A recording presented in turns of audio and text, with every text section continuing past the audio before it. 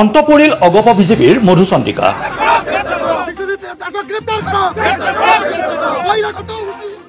ঠায়ে ঠায়ে আৰম্ভ হৈছে দুই দলৰ সংঘাত।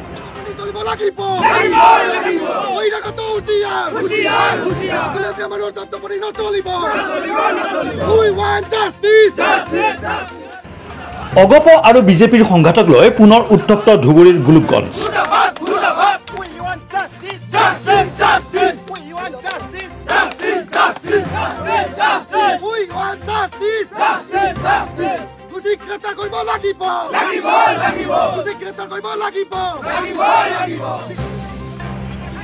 অগপ আৰু বিজেপিৰ সংঘাতক লৈ পুনৰ উত্তপ্ত ধুবুৰীৰ গোলোকগঞ্জ। দুই দলৰ সংঘাতৰ ফলত দুই দলৰ কৰ্মকৰ্তা লিপ্ত হৈছে প্ৰচণ্ড মাৰপিটত।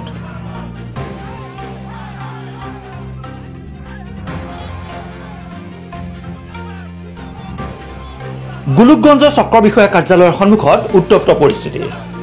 গোলোকগঞ্জ আৰক্ষীয়ে আটক কৰিছে আক্ৰাসু নেতা চন্দন ৰায়, গৰিয়ামৰীয়া দেশী জাতীয় পৰিষদৰ ধুবুৰী জিলা সমিতিৰ সভাপতি আফজালুৰ ৰহমান, কমতাপুৰ প্ৰগ্ৰেছিভ পাৰ্টিৰ নেতা নিখিল ৰায়ক।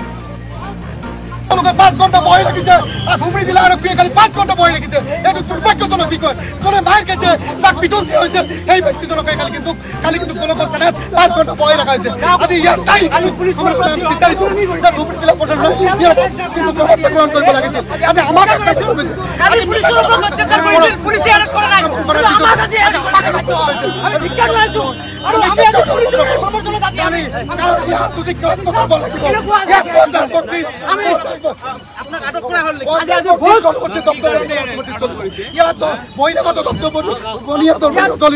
গতিকে দোষীক গ্ৰেপ্তাৰ কৰিব লাগিব। আজি আমাক পুলিচে আজি কেনেকৈ ডমিনেট কৰা হৈছে, দমন নীতিৰে ডমিনেট কৰা হৈছে। আমি কেতিয়াও দোষীক গোলোকগঞ্জ পুলিচ প্ৰশাসনে বা ধুবুৰী পুলিচ প্ৰশাসনে অতি সোনকালে কাৰ্য কৰিব লাগিব। নহলে কিন্তু আমি আজি স্মাৰক পত্ৰ দিছো সমজিলা আয়ুক্তক, অতি সোনকালে যদি কাৰ্য নকৰে তেতিয়াহ'লে কিন্তু আমি গণতান্ত্ৰিকভাৱে খিলঞ্জীয়া দল ধৰণৰ আন্দোলন কৰিবলৈ বাধ্য থাকিম। তাৰ লগতে আমি ক'ব বিচাৰিছো, আমি যোৱাকালি ভিডিঅ'ত দেখা পাইছো যে পুলিচ প্ৰশাসনৰ ওপৰতো কিন্তু অত্যন্ত বেয়া ব্যৱহাৰ 2-4জনে কৰিছে। তাৰে এজন হৈছে উত্তম প্ৰসাদ আৰু এজন হৈছে চাম দাস। যুৱকক যিদৰে অফিচ ৰাজহুৱা স্থানত প্ৰহাৰ কৰিলে সেয়া আজিৰ তাৰিখত গণতান্ত্ৰিক ৰাজ্য এখন বিধায়ক কোনো পথে মানি লোৱা সম্ভৱ নহয়। এই ক্ষেত্ৰত আমি দেখিবলৈ অকল আমাৰ গজৰাজ সম্পদৰ যুৱকজন নহয়, তাতে আৰক্ষীক মানে আক্ৰমণ কৰিছে।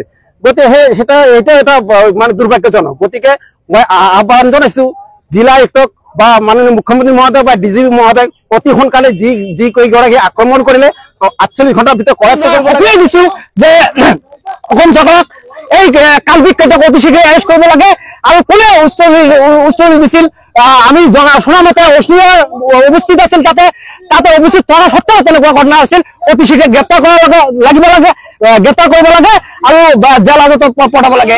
ক'ব বিচাৰিছো যিহেতু কালি সমজিলাৰ এই ঘটনাটো যি সংঘটিত হৈছে, সমজিলাৰ বিষয়াগৰাকী তাত উপস্থিত আছিল, তাত পুলিচ বিষয়াবিলাক কিন্তু উপস্থিত আছিল, থকা সত্ত্বেও কিন্তু আজি খেদি আক্ৰমণ কৰাইছে। এয়া অতিকৈ ধুবুৰী জিলাবাসীৰ কাৰণে লজ্জাজনক আৰু ঘৃণনীয় বিষয়। গতিকে ইয়াৰ ওপৰত আমি বিচাৰিছো যে অতি 3 দিনৰ ভিতৰত পুলিচে যি উত্তম প্ৰসাদ আৰু এই বিশ্বজিৎ দাস প্ৰথমতে এই উজ্জ্বল প্ৰধানিক কাৰ্যালয়ৰ পৰা দলিয়াই পেলাইছে আৰু তেওঁৰ ষড়যন্ত্ৰ মতে গোটেই কাহিনীটো সংঘটিত হৈছে। গতিকে এই বিশ্বজিৎ দাসক ঘৰ হৈছে ধুবুৰী টাউনত। তেওঁ গোলগঞ্জ সমষ্টিৰ এই সমজিলাত আহি তেওঁ লিডাৰী নেতৃত্ব দেখাব বিচাৰিছে। আজি আমি সুজয় বৰ্মনৰ সহযোগত ষ্টাফ ৰিপৰ্টাৰ কৌশিক দে ৰিপৰ্ট, ইউনিভাৰ্চেল নিউজ।